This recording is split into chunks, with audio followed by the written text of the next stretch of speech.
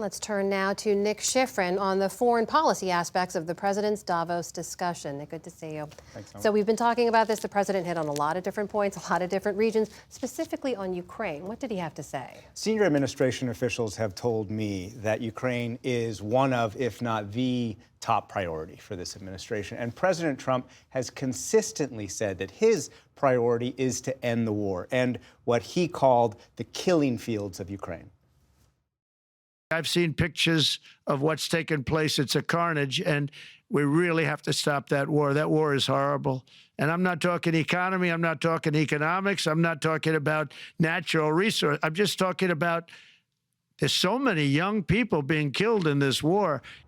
Now, today, as Lisa noted, he said that Zelensky was ready to make a deal, but it wasn't clear whether Putin was, and that he wanted to see Putin, quote, immediately. So how do you get Russia to agree to a deal?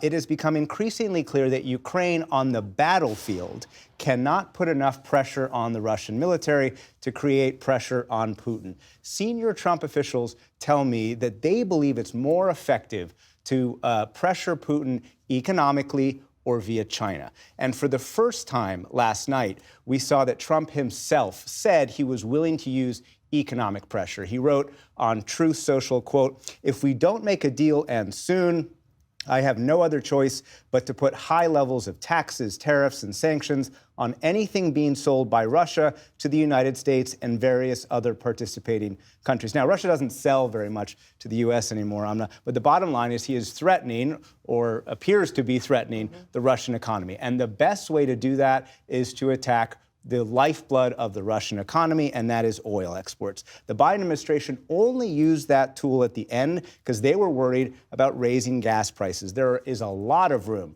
for sanctions on Russian oil to expand. And Trump also said, as we've been talking about with David Wessel, that he wanted to see increased production of oil to lower prices, and that would reduce the revenue that Russia could use to fight in Ukraine. Even if he can get to a ceasefire, previous ceasefires between Ukraine and Russia have been broken. How does the Trump team overcome that history? As part of any negotiation, Trump officials, including Secretary of State Marco Rubio, the National Security Advisor, Mike Waltz, have said that Ukraine needs a security guarantee moving forward politically so that President Zelensky can actually sell any kind of deal to his people, but also to deter Russia from launching another war in the future. Now, what does that mean? That means some kind of long-term security assistance, actual weapons, presumably coming from the United States to Ukraine, but it also includes troops inside Ukraine to actually enforce any kind of ceasefire detail.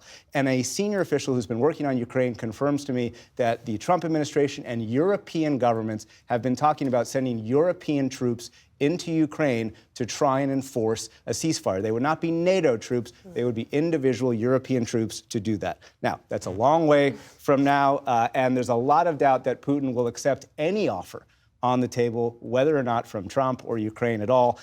Just today, we heard from Putin's spokesman, Dmitry Peskov, saying, quote, "We remain ready for mutually respectful dialogue.